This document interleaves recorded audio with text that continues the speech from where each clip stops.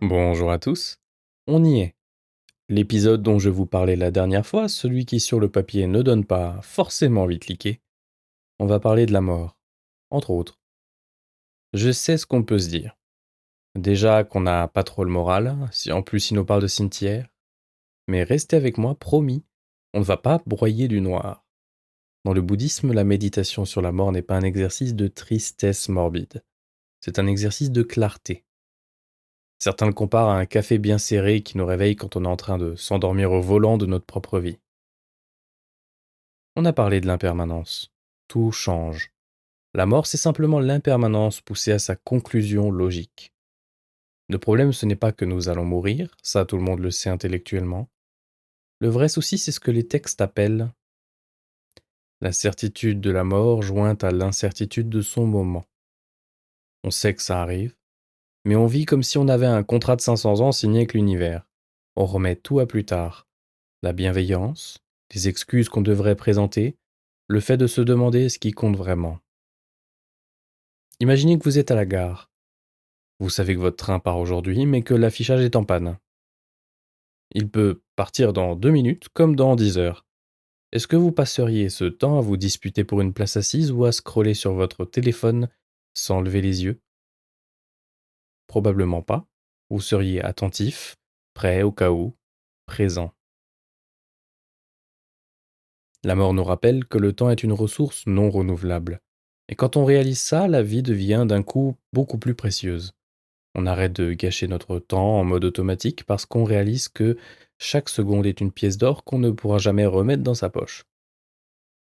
Mais voilà, quand on commence à réaliser que tout est mouvant, que même notre propre corps va nous lâcher un jour, on peut ressentir un vertige, un sentiment d'insécurité totale. Si rien ne dure, sur quoi je m'appuie? Et c'est là qu'intervient la notion de refuge. Dans le langage courant, un refuge, c'est un endroit où on s'abrite pendant l'orage.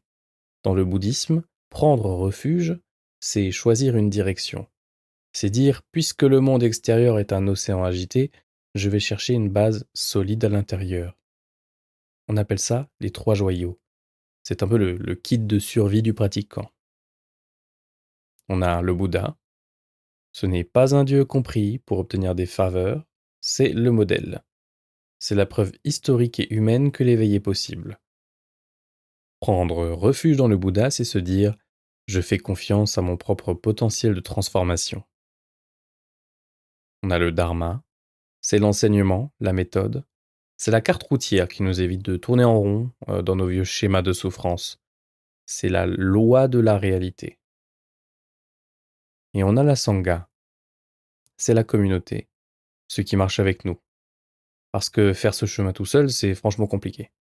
On a besoin de miroirs, de gens qui nous soutiennent quand on a envie de tout lâcher.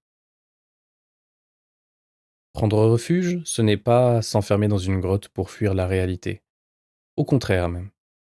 C'est ce qui nous permet de retourner dans le monde avec plus de courage.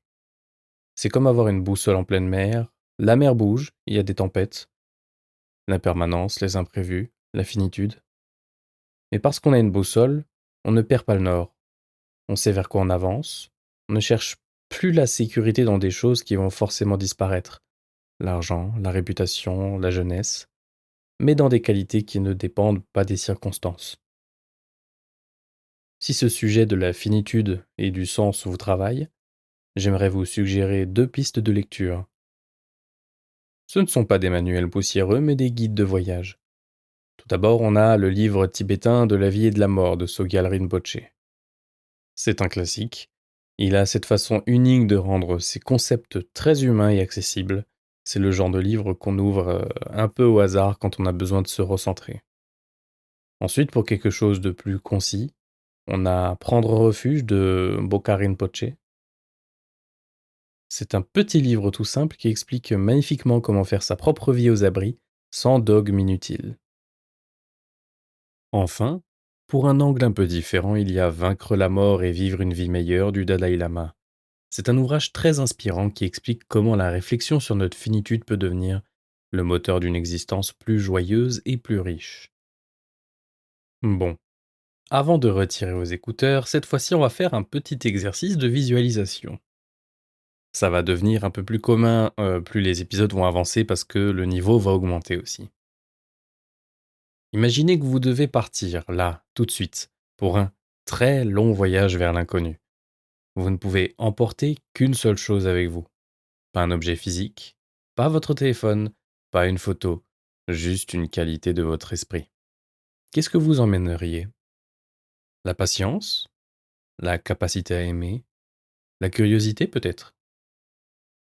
Identifiez cette qualité et aujourd'hui, essayez de la nourrir un tout petit peu, comme on prend soin d'une plante. Parce que si la mort est un grand dépouillement de tout ce qu'on possède, ce que l'on est, nos habitudes, nos qualités de cœur, c'est tout ce qu'il nous restera à la fin. Et c'est ça, préparer son refuge. C'est construire une maison intérieure qui ne craint pas l'orage. On se retrouve au prochain épisode pour parler de la suite logique. Si tout change et que nos actes ont de l'importance, comment fonctionne la loi de cause à effet? On parlera du karma et promis, on va casser quelques gros clichés au passage. Merci à tous et à bientôt.